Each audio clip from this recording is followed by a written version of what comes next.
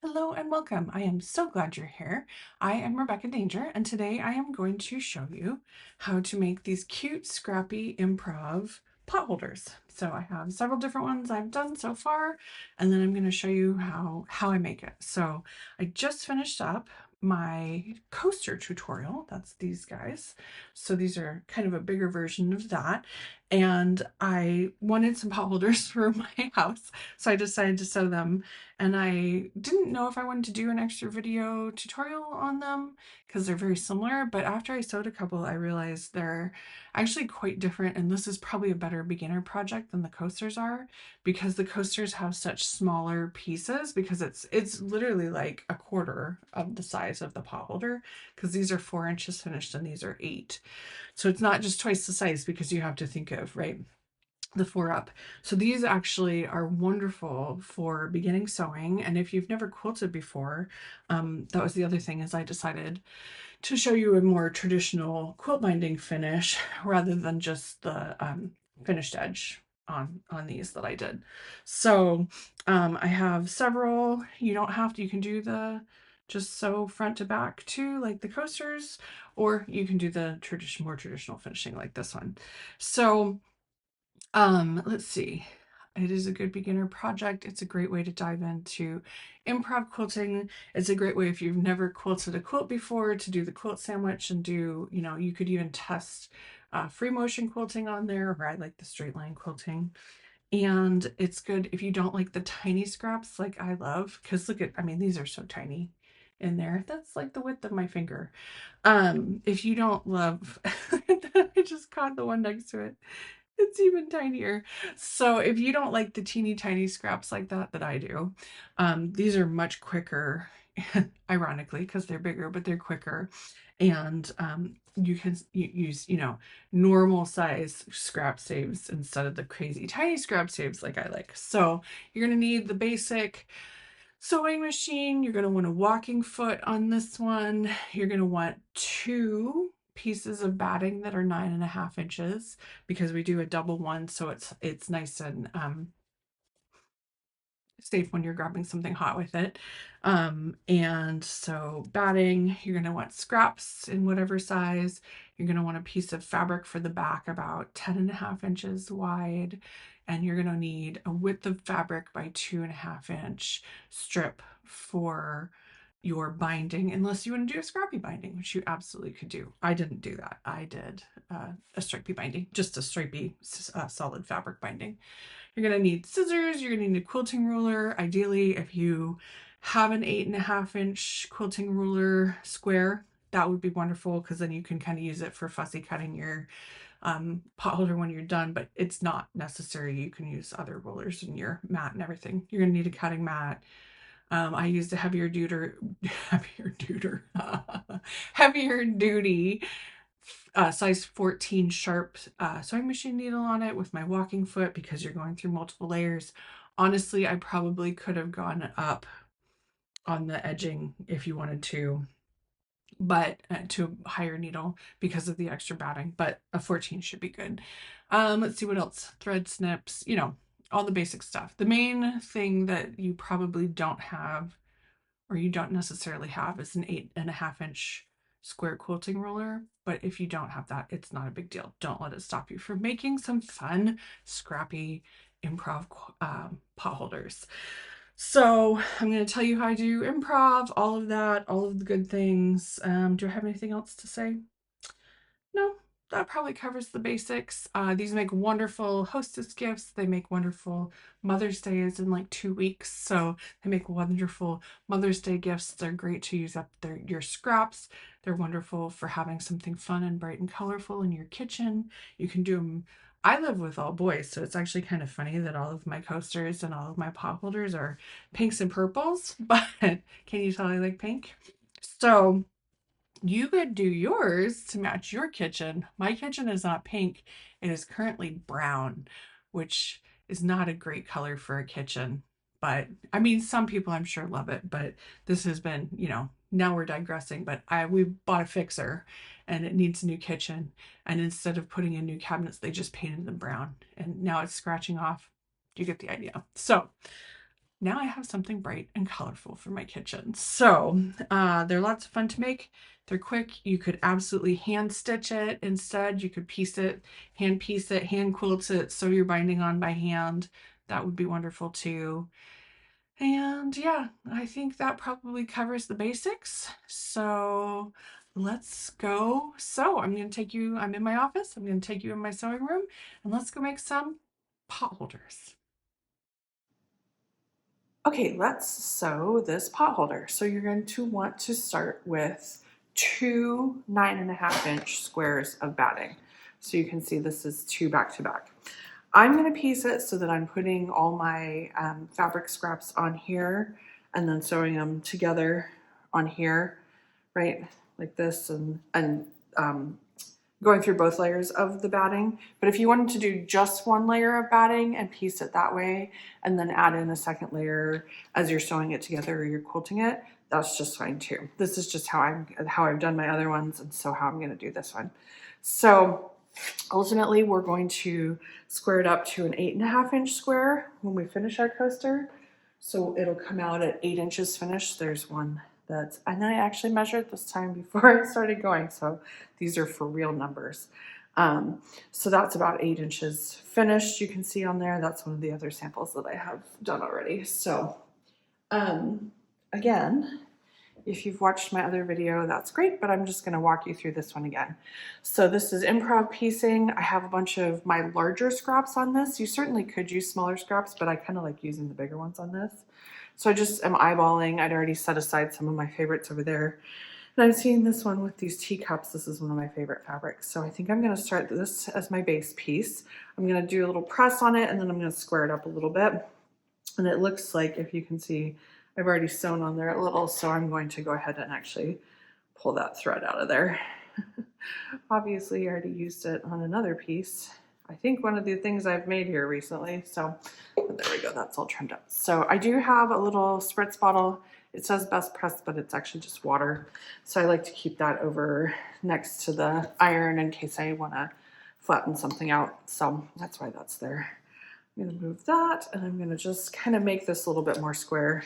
You certainly can use triangles and strange angles as well if you want to, but for this tutorial, I'm just going to do squares and make it look kind of patchworky, kind of traditional patchworky. So, all right, I love this little teacup, and that is my bin for little bits that I'm not going to use as a reuse for the fabric, but I will cut it up and use it as stuffing. So I'm just doing a little eyeball here, and I had seen as I was moving this fabric to start the video, I kind of like the hearts.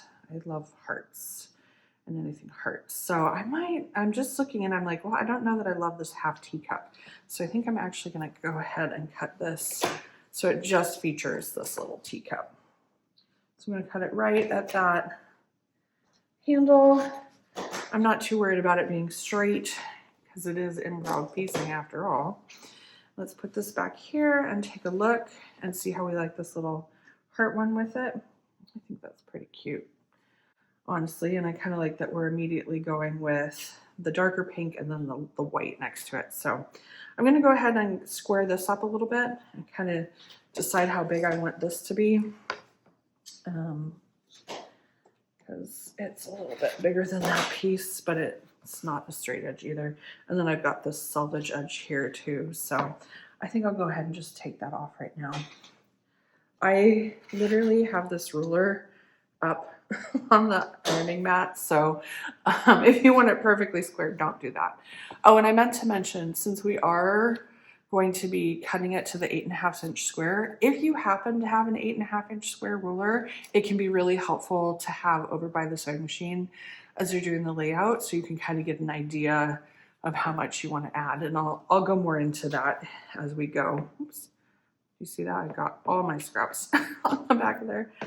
Okay, so we can kind of cut this like right at the top of these hearts, I think. Make it a little bit more the right size. Just kind of trim it down before we get going. Okay, that should be good. So let's get this on here. Yeah, look at that, looks great. So I'm gonna go ahead and put these faces together. And then I do have a walking foot on my machine this time because this is a double layer.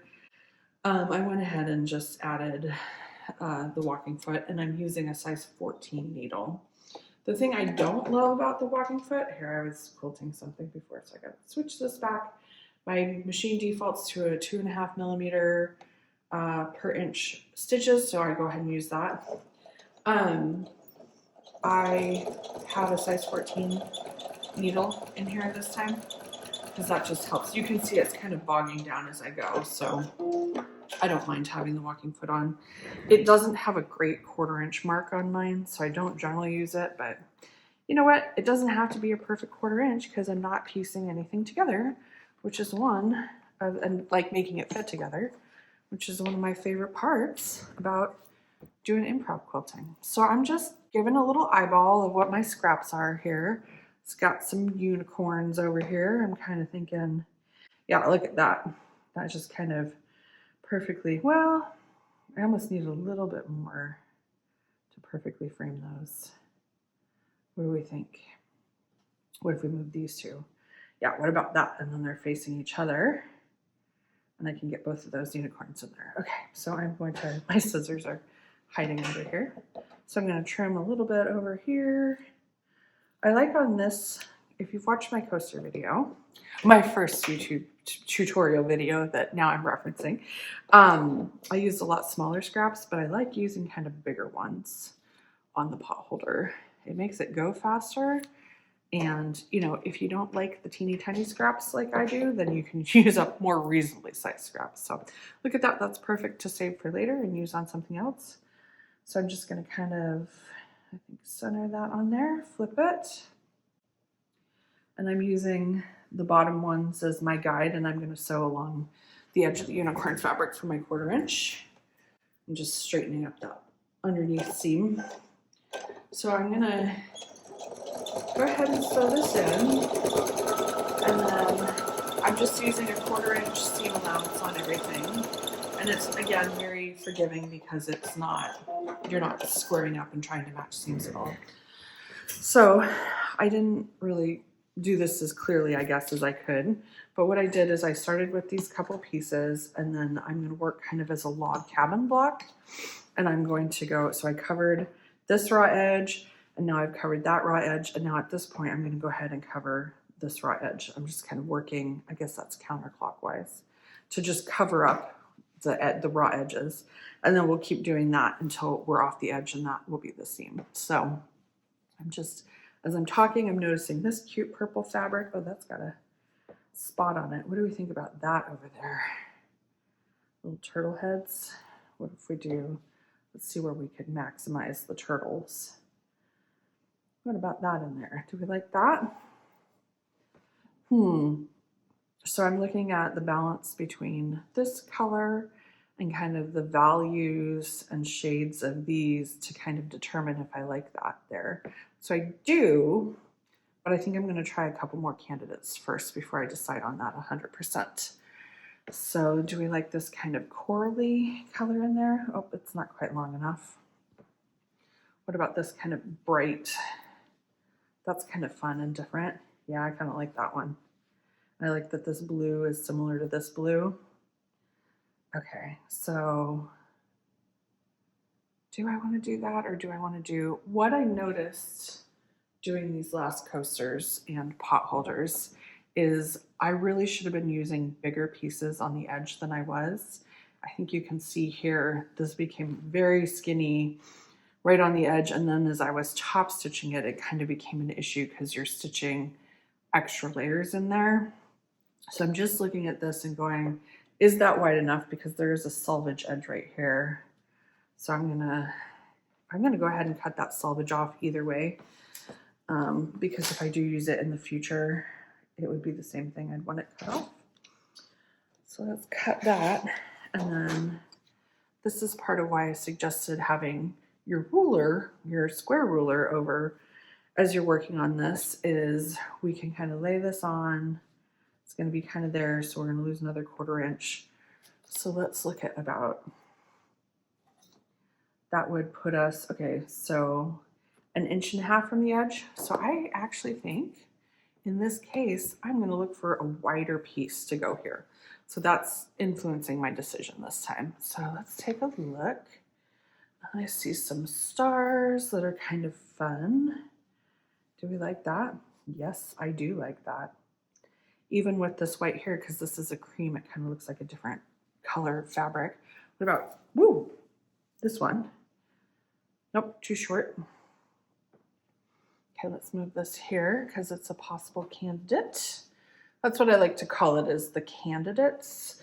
You're putting fabric candidates up there. So that's a little bit too thin. I don't like those colors together, but I'm just gonna keep trying. Let's see about this strawberry. Again, that's kind of thin. It feels kind of too balanced that way. If I'm putting multiple like white backgrounds in, I kind of like to stagger them around rather than have them right next to each other, if that makes sense, just to keep your eye moving on it, make it a little bit more visually interesting. There's a purple that looks plenty wide, kind of like that one. Okay, I think that's the winner. Let's take this one off. Once you put a color next to another color, it influences how your eye sees each color. So it's best to then take that fully away and then put this one on.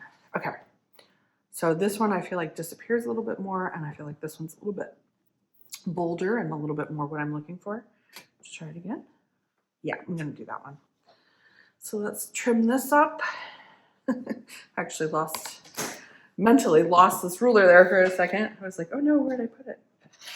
There it is. Okay, so cut that off. And then this is a little bit angled, so I'm just gonna go ahead and gently, loosely, very loosely square that up. So, okay, my other pot holder out of the way. Definitely on this one, we're gonna watch and make sure we're covering the edges better than I have done on a couple of the samples and I did on the coasters. So I'm just putting that on, checking the seam below. I'm letting it peek out a little bit, if you can see that. And I'm setting this up a little bit so it's definitely covering that whole raw edge. We'll go ahead and sew this one. So if you don't know, so I just back tacked on that seam.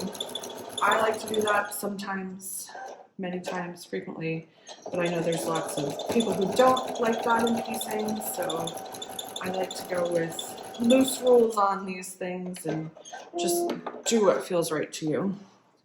So let's put this under here. Yeah, look at that. That covered all the way to the edge. I like that purple on there. I didn't used to like purple, but I am coming around to it these days. So, all right. So now we can either cover this raw edge up here or this raw edge down here. And I'm thinking, just as personal preference, I'm going to go ahead and do this one. So I see a fabric peeking through. The more I've played in my scraps here, because I've been making a bunch of stuff this week, the more I'm like, oh, I know that piece is in there. So I saw that and I went, oh, that might look cute. Yep. So I like that there. So I think we'll put this here and then we'll maybe try for a little bit darker tone over here, maybe even something like that. So let's go ahead and add this one in. How do I want to put that in there? I think I might just trim that with my scissors. So again, this is a spot where I'm looking and going, well, that's going to leave me an odd edge. But, I don't want to go all the way to the edge, so I could make this a little bit skinnier too. So I think what I'll do is go ahead and sew it down like this. And then as I come and put an extra piece down here, I might actually bring it up a little bit and make this one narrower as I go.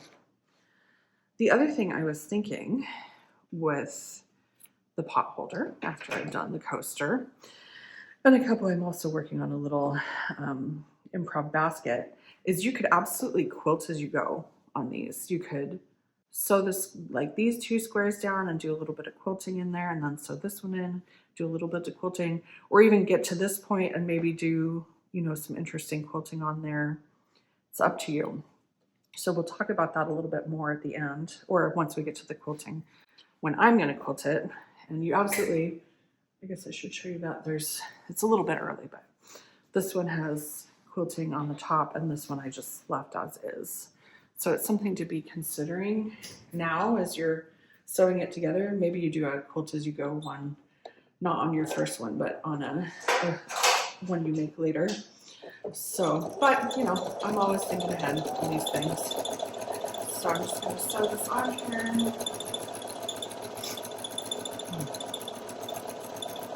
Let's see. Oh, it's the start of a new project. It's a great time to change your sewing machine needle. I said I'm using a 14. It's a 14 sharp needle is what I'm using. So I don't use universal needles, but that's me. So you get to do what you want to do, which is one of the wonderful things about being creative. Okay, so I'm gonna actually turn it this way. I like how that looks. I like that pink on there. So what are we thinking for the next color? We have, it's very fuzzy. We have a white there, so I'm probably not gonna put a white. I did this one earlier, which I liked, but I don't know if it feels kind of like the purple lines on the sides to me right now. So let's put that one away. How about this one? Love the strawberry fabric. How do we feel about that there? I don't love how wide the scale of the fabric, that's another thing to consider. See how big these strawberries are, but we're just kind of doing a small space. I feel like this one lends itself to a bigger square when you're sewing it into something. All right, so that's okay. What else we got? Got these cute pink stars, but I think they're a little bit wrong color-wise. What about this one in here? Kind of add a little bit of a different tone. I kind of like that. What do we think about that one? I like it a lot. I could very much just sew this down right now, but I think I'm going to try a couple other options and see if there's anything else I like a little bit more. So let's see. We're literally just throwing fabric at this point. You see that? Here's one that's a little bit different colors. I don't like this with that. There's not enough contrast for me. There's this one, but I don't think I like this pink with, I mean, it's okay. It's okay. But I don't like it as much as this one. So let's see what else we got. So at this point, I'm not just looking at colors. I kind of like that one, but I don't like these next to each other. I'm not just looking at the colors, but I'm also evaluating by size of fabric. What about that one? You know what? I think this one I like more because this color and this color are more similar. It's a more similar shade, and I like these lights more than that one. Yep, I like this one a lot more. Okay, should we keep looking? There's this one. This one has some gold in it, and I like that. I still think this one has a little bit more contrast, but maybe if we put this one here, this is the other thing you can do, is kind of plan ahead. What if we put that one there and this one up here? Can you see the gold in this fabric, the sparkly? My friend Lori commented on my Instagram post from last night, and she said, I like it, but where's the glitter or sparkle or something? She and I have a bond because we both love adding metallic and sparkles in our paintings. So I thought that was funny. And of course, the fabric piece I had did have sparkly fabric in it. So, you know, Lori, if you're watching, we'll put this gold one in and that's for you. God, remind me, I always need to add my sparkle and my gold to stuff. All right, let's go ahead and add this in. I'm not cutting the selvage edge off on this one because once I sew it in, it's actually going to be over the side. So no need to cut that one off like I have on some of the other ones. Hopefully you're seeing that we're just I'm just lining this up to make sure I'm covering that whole edge. Hopefully you're seeing we're just kind of, you know, cover this edge and then this edge and then this, and then we're getting a little bit bigger pieces because we're covering more square footage, not square footage, but technically square footage. Fabric footage, how about that? You absolutely, if you get to a section like this one, and I'll show you as we go on the next one after this is out of the machine. If you don't have a piece, oh, I'm almost out of bobbin. I should put a new one in. It tells me. Okay, I made it through the seam. Let me finish my thought and then we'll change out the bobbin. So yeah, look at that. That looks great. If you have a wider edge like this that you're trying to cover, this one, or for instance, that's the longest one so far, you absolutely could take smaller pieces, right, and piece them together to cover the whole edge. You don't have to do a solid piece. But for the pot holder, because it's a larger scale than the coasters, I'm going to use these bigger pieces to cover things. So I'm going to go ahead. Okay, bobbin is reloaded, and this is the fabric that I was thinking I'd put up here to make sure I have some sparkle glitter in here. Do we like that there? Yeah, I can say I do. I'm almost like it's not enough contrast between these, but I think it's just fine. So I think I'll just use my scissors again under here to go ahead, and I can just kind of cut it where that little jog is in there. Lots extra for another project. So that edge isn't super straight, but you know what? I don't really care. It's improv, and sometimes a little bit of wonkiness is helpful. So some of these starts and stops I've tacked down, and some of them I've just gone for it. So, you know, there's no right or wrong way. That's part of what I love about the improv. If you want all your tones and shades and colors to be really similar, and that's what looks good to you, do that. I like a little bit more contrast, so let's see. And of course, sparkle. All right, that's looking good. Look at that. Look at how fast this is coming together. These really would make just wonderful gifts. Well, okay, I'm getting ahead of myself. So I was going to look at it this way, and then maybe look at this. What if we put that on the bottom? That's kind of fun, and that brings that. My question is, do I like these two together? And this is a part where, you know, you could cut here and then add another piece in there, but I think I'm going to leave this as is. I like the snail. So what if we make sure, so this is where you can take your ruler. I want to make sure that snail gets in there because I love snails. Not real snails, but, you know, drawn snails. Oh, I'm heating up my water. So what if we do kind of this, or not what if, I'm putting the ruler on so I can get an idea of how this might lay out. So I like that kind of up there. And then to make sure I have that 1/4 inch, you know, I don't want this too high or whatever. It's not really a big deal because I have a lot of wiggle room because I have these larger pieces on the sides there. So I think I will go ahead and, you know what, I can just trim it right next to the coaster with the rotary cutter because it's flatly laid on there. Okay, look, and I have lots extra for later. And I like how I have a little bit of the same kind of color in there. And then this adds a little bit more contrast and dark because I have lights pretty much otherwise. All right, so I'm gonna go ahead and flip this up and then kind of eyeball back a 1/4 inch so I get that snail in there. Now, you could absolutely cut this part here out if you wanted, but I'm just gonna leave it in and sew it as is. And that's a little bit rumply, so I'm gonna give a quick press, although you absolutely don't have to. Just being a little bit finicky on there. Finicky, is that the right word? I'm being finicky? I don't know. I think I just bumped the camera too, so not that finicky. All right, I'm gonna get this one sewn in. And then look at that. We are nearly finished with our coaster, or not a coaster. Oh, I told myself not to do that. Nearly finished with the pot holder.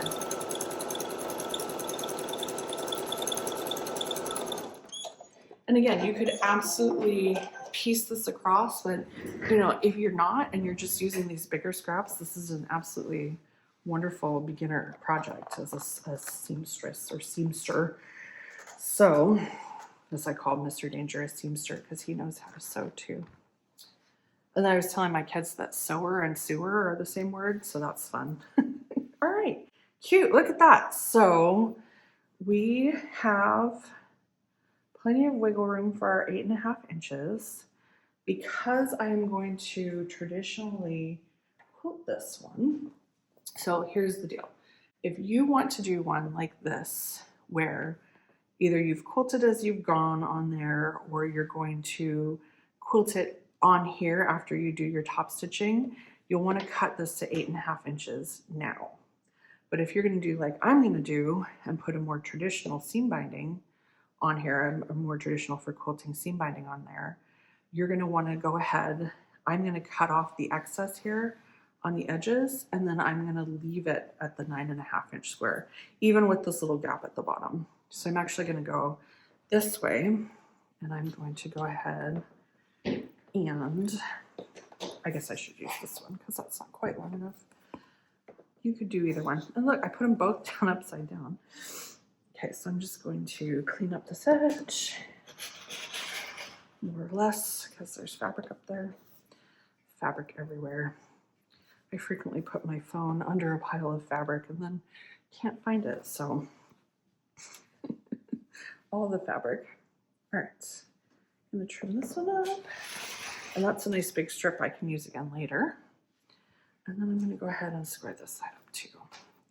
So why you don't want to cut it to size if you're doing traditional quilting on it like I'm going to is when you quilt something, it will shrink a little bit, which I can tell you, I was working on an improv little scrappy basket this morning and made the mistake of cutting it down to size before quilting it. So hyper aware of that for today. So this looks great.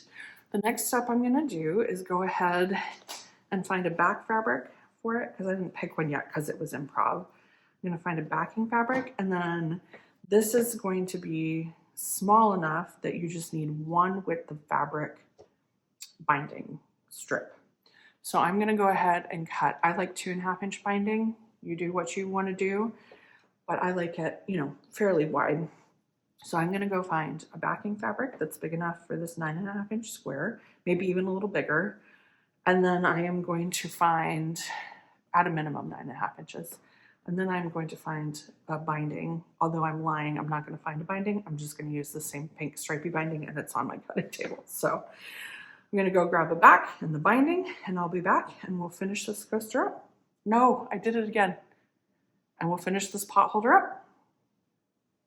Okay, so I have a 2.5 inch wide by width of fabric length strip for my binding, which looks cute on there. They're nice. I like stripy bindings for stuff, so makes it easy. And then I found this. This was a quilt back on a quilt, and I have lots of it, so I've been using it up. So that's about 10.5 inches around. So I am just going to give this a little press, get that little crease out of there. And this is going to be my backing fabric. So I am going to go ahead and put this down. This is, if you've never binded a quilt before, traditionally, this is actually a wonderful little project to kind of give it a try. So I'm not going to worry about this raw edge here. You're going to do your quilt back face down. Then I have batting in there already in the middle because I stitched it down as I went as a foundation to sew on. And then I'm going to put the quilt top up on the top, and that is a quilt sandwich because you have the fabric backing, you have a bread, and you have the batting in the middle as your sandwich, and then you have fabric on the top as your sandwich. So I think I'm going to go ahead and press this real quick too, because I think I'm going to change the angle so you can see me quilting on the pot holder instead of being up above sky view, sky cam. So I'll give this a quick press. Nothing fancy here. I'm just folding it in half and pressing so that it is ready to be a binding. So I'll go ahead and speed this up.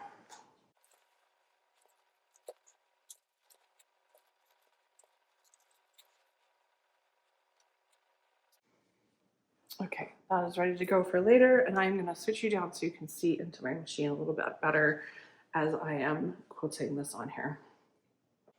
Okay, so hopefully you can see on my sewing machine a little bit better. Now I have my walking foot on there. Again, this is a size 14 sharp needle. I have a fresh bobbin because I ran out. And then I am just doing this shouldn't have dusted that. I'm just doing white stitching. I used my hero marker to go ahead and do kind of a center seam in there. And what I'm going to do is go ahead, if you don't know what these are, that's what, it's a hero marker. Mine's a wooden one. There's plastic ones too. It just makes falls over. It makes just kind of a crease you can follow. So then you don't have to worry about unmarking with chalk. Chalk sometimes comes off if I do like a chalk line, or I use the friction pens, but then I've had those leave stains too. So I like the Hero for this type of situation. I do use the friction pens and the chalk pens too, but for this situation, I am using the Hero. So again, you do you. You do what you like. I am turning up my stitch length to 4 millimeters for the quilting because I like it a little bit longer. And what I'm going to do is go ahead with this walking foot on, size 14 sharp. I'm going to go ahead and line up my walking foot. It has a nice little nick in the center. So I'm lining that up, and I'm just going to sew down this seam. You want to make sure that your fabrics are staying as flat as possible, so that make sure the back's nice and flat before you get going. And then we're just going to sew down here. You see I barely even have to touch it with that walking foot because it kind of sews pretty straight on its own, or it's my machine. This machine, I have several sewing machines, but this one sews pretty straight. So, okay, so I have my first line of quilting on there. You can kind of check the back and make sure that looks okay if you want. And I sure do love that snail fabric. It's very cute. And then this is from the same line on the front, so that's handy. I just have lots of it because it was that quilt bag. So I'm just literally lining up the edge of my walking foot on this center line of quilting, and I'm going to go ahead and do this and keep going. When you're quilting, you may know this, but if you're doing quilting on a domestic home machine like this, you want to start in the middle of your quilt, no matter how big it is, and then kind of work in one direction out, and then work in the other direction out. I also always go the same direction with the lines of quilting. So again, I'm not tacking it in. I'm just letting the machine auto cut at the end. Oh, what was I saying? I like to start from the same direction because the fabric will move over time no matter how careful you are with it. It will move at some because you're putting that pressure on. You want the walking foot because it lifts and steps between stitches. If you use a more traditional, this is a 1/4 inch seam foot. This will push the fabric because it doesn't lift, whereas the walking foot at least gives it a little bit of a step between. You can see as I go, it's jumping, right? So, but it is folding that fabric a little bit, and I'm not really worrying about it. So if you've never done a full quilt before, this would be a wonderful way to play around with quilting on your home machine. So you can also send it out to a long armor, although don't send your potholder out to a long armor. That would be a little bit silly. I mean, you can if you want, but I wouldn't recommend it. So yeah, so I'm going to go this direction, finish the whole thing, and then I'm going to go ahead and come back and use the other side of the foot and go this direction and finish that quilting. So I think I told you pretty much everything you really need to know about quilting on here. So I think I'll go ahead, for the sake of time, since my first video for the coaster, which is actually smaller than this, is significantly longer, I'll go ahead and speed myself up. So I might check in little spots, but yeah, just make lots of lines of sewing and you're quilting.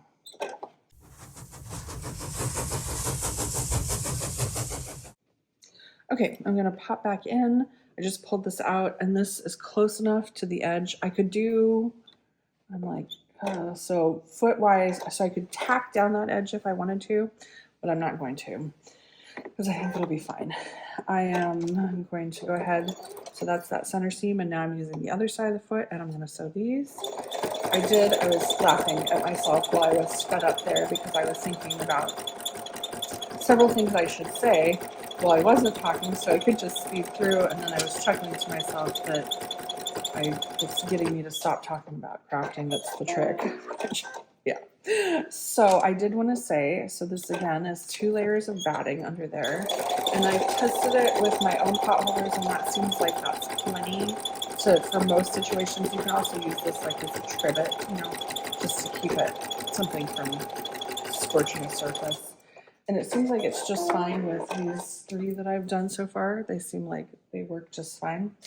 And then the other ones I have in the house. And then I've also held on to the hot iron with these to test it, and that it seems fine. So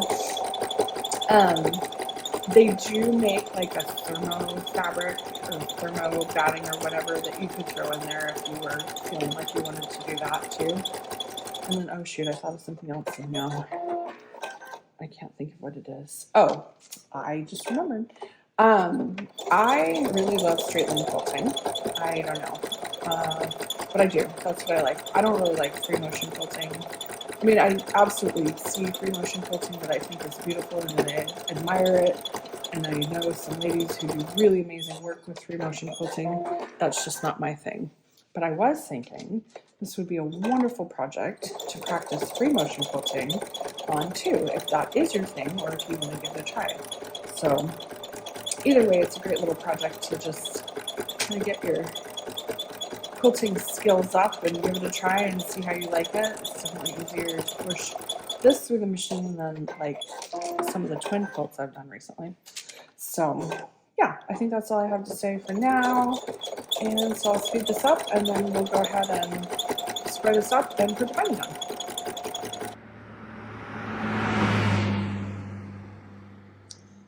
All right. Well, Mr. Danger and I were talking when we were setting this up to record, and I wasn't sure if I wanted to do an overhead shot or kind of an over the shoulder-y kind of shot, which is what I tend to do in my creative journals. So I've already done some overhead shots. I did in the machine, so I thought I'd do this and see, you know, mix it up for interest. So at this point, we've quilted this potholder. I did the straight line stitching. You do what you want. There's what the back looks like, all nice and flat. You want to try and keep everything flat on the back. And we need to square this up to be 8.5 inches. So you have so this is my 8.5 inch ruler. Now, because we're going to bind this one, it will finish at 8.5 inches because you don't get the 1/4 inch seam when it's tucked in. It stays on the outside, right? I will show you because I have samples. So this one, obviously, the seam gets turned in, so it's a little bit smaller than this one where the binding's on there, so it's a little bit bigger. Can you see that? It's a little bit larger on there. So I'm not just holding them they're lined up here, right? Oh, things are moving in the background.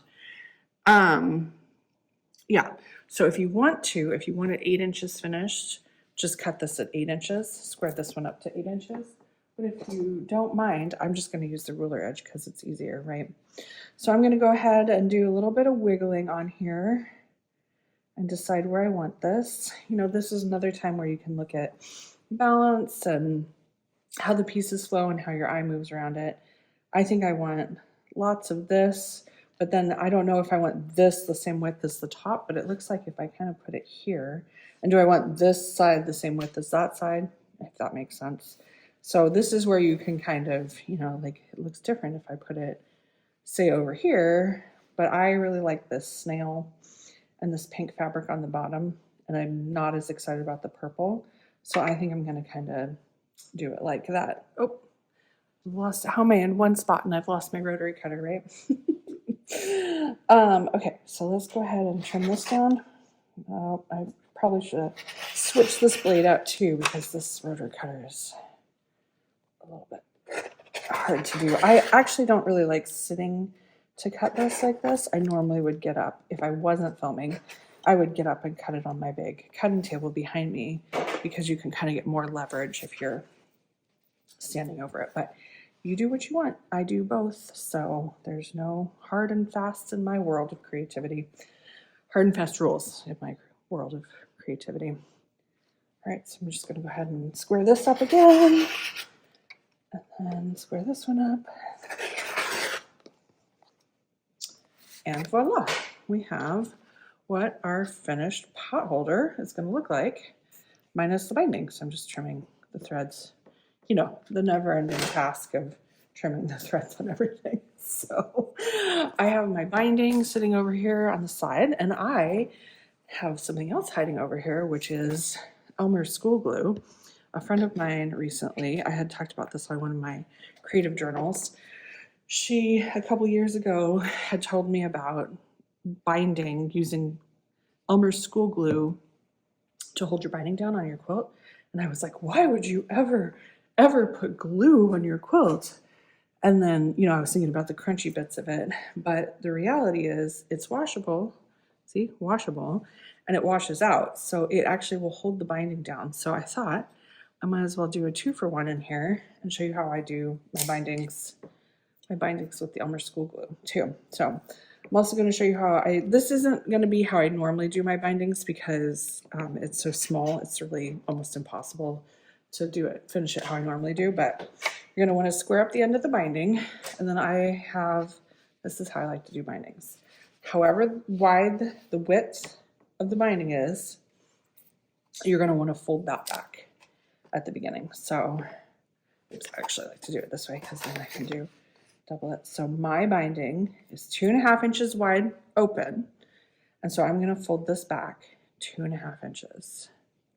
So I'm just going to use the ruler to make sure that's right. You can see that is on 2.5 inches right there. So I'm going to grab a pin and I am going to hold this in place with the pin. I'm going to go this way because my binding is going to be this way. And then you're going to want to leave it. This is really small, so you're just going to have to wing it. But I kind of do this around the fold around the middle. And then do you see how tiny this is? So I'm probably going to start stitching about there. So I'm going to go ahead and hold that down with my pin so I know where I want to start. And then I'm going to go ahead and measure my 1/4 inch corners because I'm terrible about eyeballing them. So the stripy binding helps because kind of one repeat of the stripe, is about a 1/4 inch. But I still like to pin it and mark it. So, okay, I'll talk you through a little bit of this. So you definitely do want to back tack. I mean, you don't have to, but I would recommend back tacking on here in the beginning. So I'm going to sew a 1/4 inch from the edge, 1/4 inch seam allowance. I'm going to tack in a few stitches, and then I'm going to sew. This is how I do all quilts. So if you have a way you like binding more, do that. But this is what I do on all my quilts. So I'm going to sew up to the needle. Nope. To the needle. Oh my gosh, you're about a 1/4 inch away from the edge. No, a 1/4 inch, not about a 1/4 inch. Then I turn mine on a 90-degree angle and sew off the edge. You can see that on there. Sewing off the edge. And then I'm going to fold this back so it's even. And then I'm going to fold this over so I have a nice 90-degree angle corner on there. This is a 90-degree turn, right?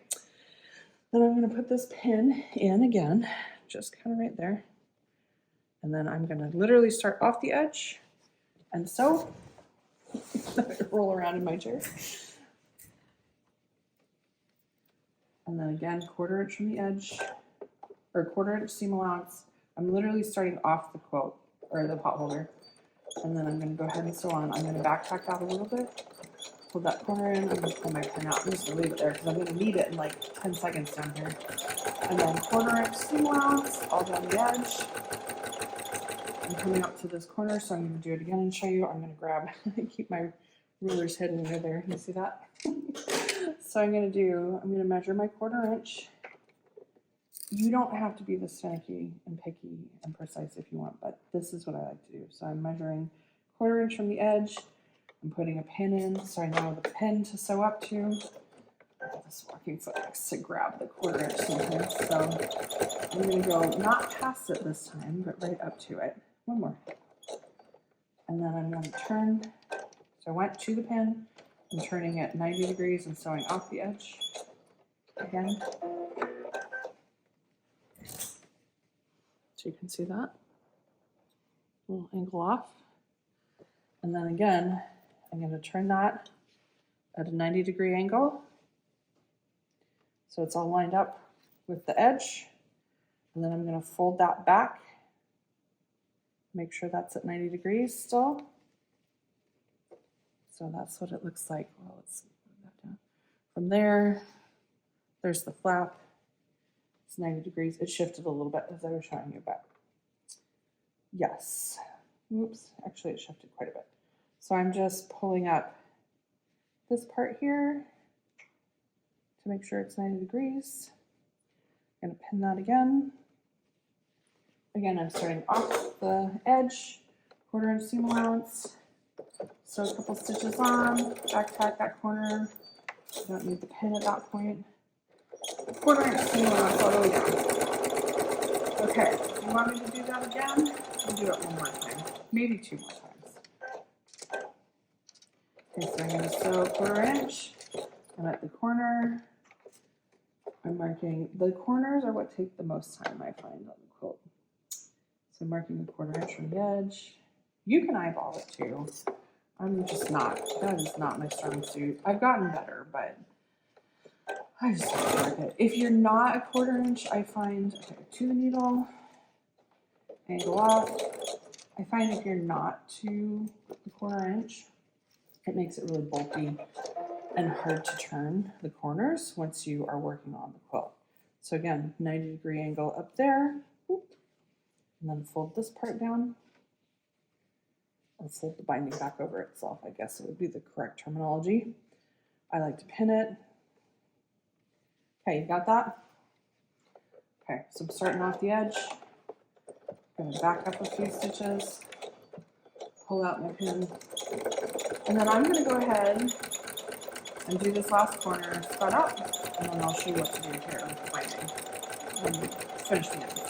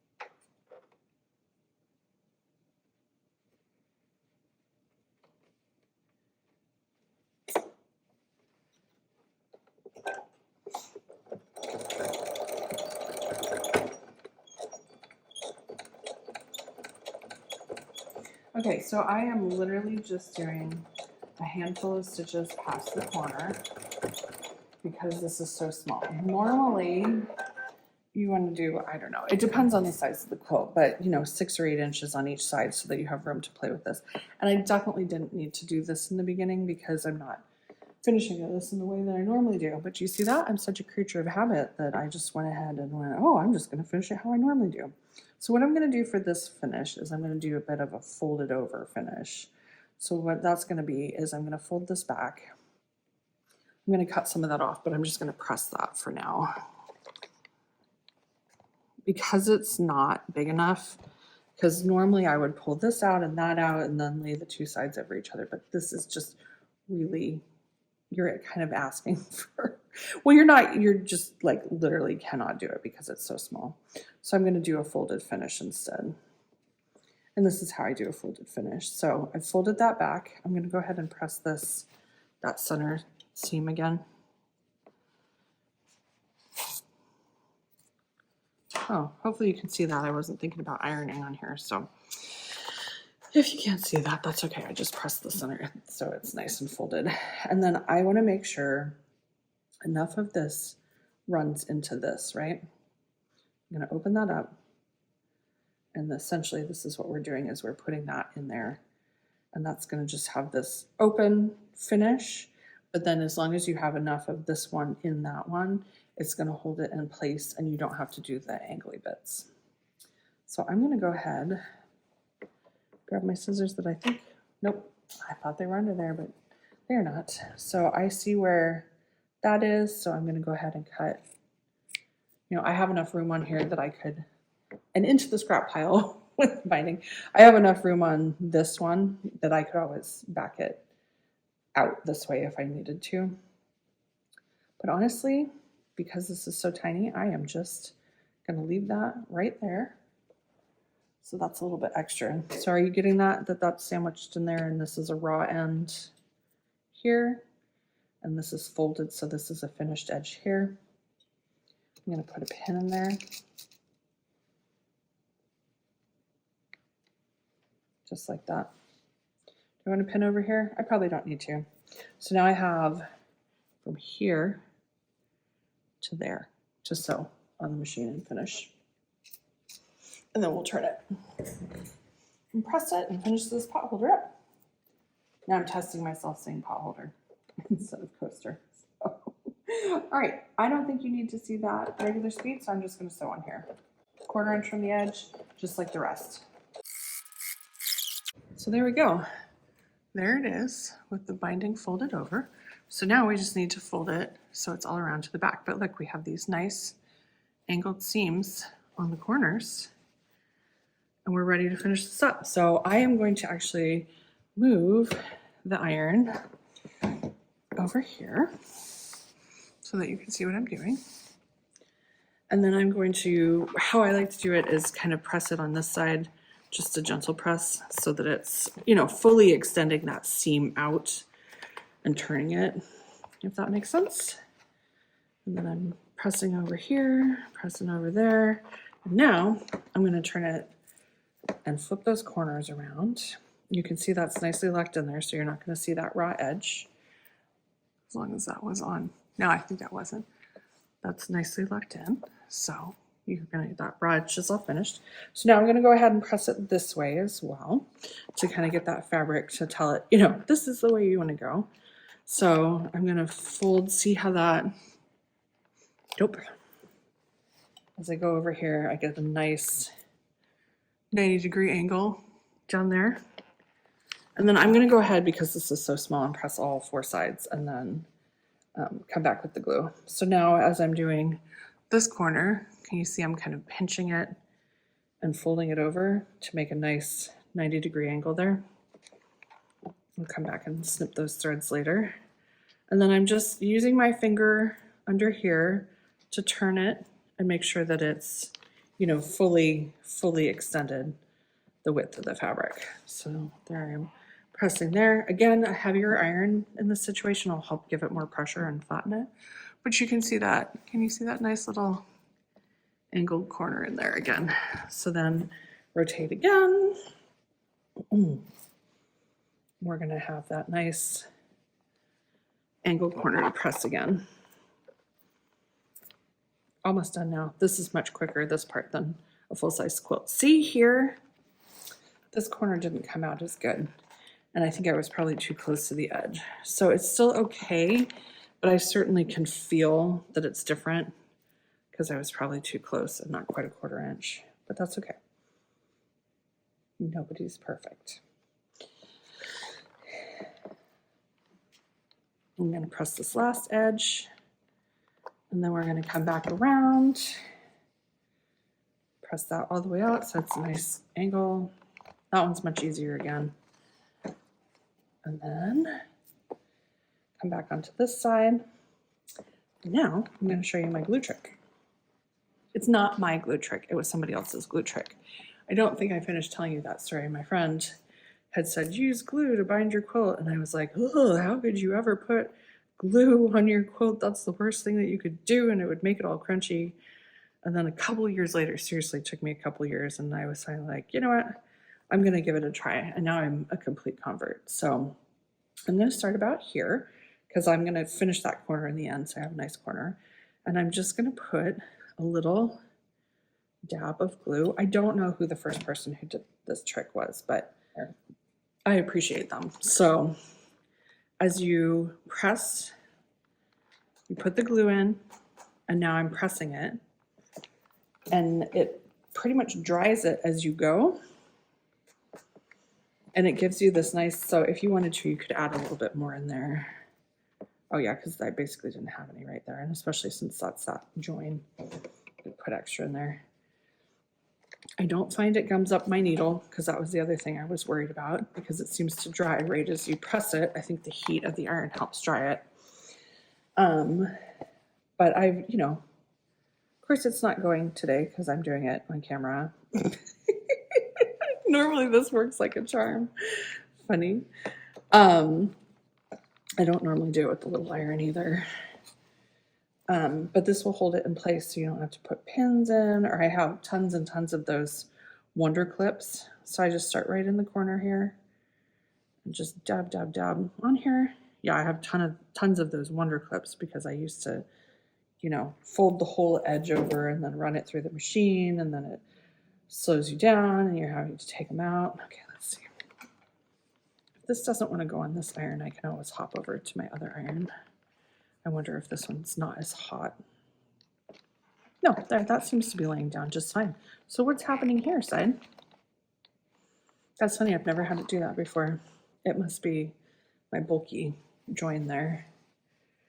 Okay, so I'm just continuing folding those straight, nice corners, and then just dabbing a little bit of glue on here.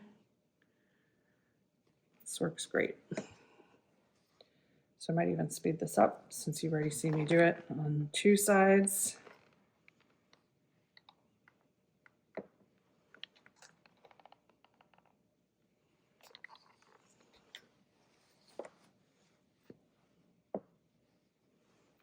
Okay, my corner's popping up a little bit, so I'm just going to put, I have noticed that in the past, and I'm going to put a little bit on this one because it's doing the same thing. But then if I press it, that should hold it down more. Do the same here.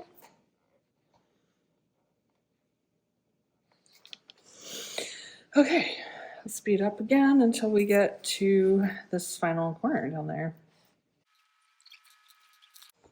Okay, I'm on my final corner, and I was just thinking while I was quiet that this is a great way to try this glue technique and see if you like it before you do it on a whole quilt.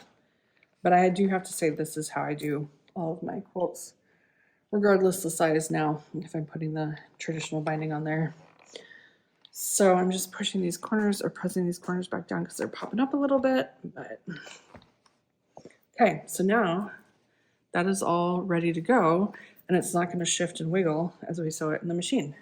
So let's go ahead and put the camera back on the machine so you can see a little bit better. And we will do the final step on this pot holder, which is to sew the seam binding down. Okay, I've moved you a little bit closer to my sewing machine. So the never-ending battle of the threads. I think this is so cute. I just think all of these are just very charming and cute, and I wanted to make them for my kitchen, and it's been really fun doing the videos for it too. So I like to stitch in the corners of my binding just to keep it down. So I'm going to show you how I do that. And then otherwise what I do is I just stitch in the ditch right next to the seam binding, and then that finishes just fine on the back. So let's go ahead and do that. I like to start around the join, and I always put my join in the bottom because that's what I do. So I'm just putting that on, so that little mark in my walking foot, I do keep the walking foot on for this, and I'm just putting, so the mark is right in that little ditch. So I'm going to go ahead and not back tack the first because I'll show you how I come back and tack at the end. So I'm just going to start going, and I am still at a 4mm stitch length. You might have to help it through a little bit with that join. I'm still at a 4mm because I like it as a decorative stitch, like the quilting stitches, and that's the same length as my quilting. So for my corners, this is how I like to do it. I came to the corner, I'm right up to the ditch on this side of the seam binding. I'm going to angle it. I'm just going to sew a couple stitches. So that was about 3, and then I'm going to go back those same stitches. And then I'm going to go ahead and rotate and start on this side. I just like the little bit of tack down. I think some people don't, but you know, again, if you don't do it. But I like to do that, so that's what I'm going to show you.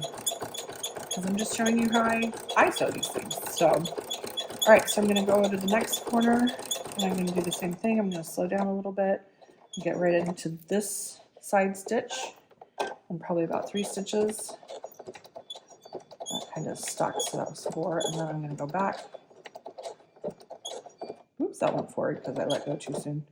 Okay, so that's back in that ditch, and I'm just going to turn, and I'll just go ahead and speed you up on this until I get to the end. Okay, so I'm coming up on the end, or where I started, which would be the end, but it was also the beginning. So I'm just trimming the thread that I can see from before, because I like to trim that. And then my goal is going to be to sew over the exact stitches I started with, and then back up 3 or 4 stitches to kind of lock that in for both sides. So I'm using that little notch on my foot, and I'm just going over those same stitches. Now that I'm 3 or 4 over, I'm going to go back in the same line. So here we go. I'm going to trim. My machine cuts my threads, so but I still have little tails to trim off. But I can show you. There is the finished potholder. There is the finished potholder.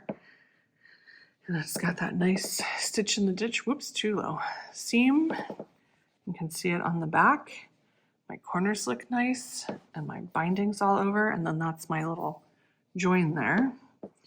And yeah, finished potholder, unicorn potholder, ready to go. So I'm gonna go ahead and shut this video off, and I'll take you back in to my office and we'll do a little wrap up. Okay, we did it. We made a lovely potholder. I am really glad that you came and sewed along with me today. These are I just think they're so cute. And then look at the fun backs on them. Yeah, that was fun. I hope you enjoyed my tutorial. I hope you make some potholders as gifts for people, or brighten up your kitchen, or maybe match your kitchen. And yeah, I'll be back with more tutorials. I made a list the other day, yesterday, over the weekend and yesterday. I've got like 75 ideas already. I'm not kidding you. So hopefully you're enjoying this. And I guess I should do all my plugs. If you do, you know, I appreciate if you like and subscribe and share and comment and all of the things. I'd love to know if you prefer this more traditional finish, or just the regular, you know, front and back finished edge one. No quilting. Did you do quilt as you go on here? I'd love to know if you made a coaster. Oh my gosh, I'm doing it again. If you made a pot holder. Oh, and I squeaked my chair. If you do a potholder, I'd love to see a picture of it. You can put a link in the comments or whatever. I don't know. You can figure it out because I'm not so good at these things, but get it to me somehow. So RebeccaDanger.com, Instagram's Rebecca Danger. I've actually been posting on Facebook. That's Rebecca Danger. I just put my Ko-fi in my YouTube description or whatever. I don't know. I'm not so good at these things, but I'm good at crafting. Computing, it's a little bit more challenging. So let me know if you want, what do you want to see for tutorials. I'm happy to take suggestions. And my Art is My Voice podcast, you can find that. I do that with my friend Tom once a week. I don't know, did I miss anything? Probably not. I should probably stop talking at this point. So these just make me so happy. So I have my little coasters. You can find that video too. And now I have 4 pot holders or trivets or whatever. They're great for that too. And I couldn't be happier with these, and they're so bright and colorful. And you know, finding something that not only brings you joy in the making, but joy in the using. Is there anything better than that? I don't think so. And it's eco-friendly because you're using up your scraps, you're using up your scraps of fabric, you're using up your scraps of batting, and you're not throwing them away. So yeah, hopefully you had fun too.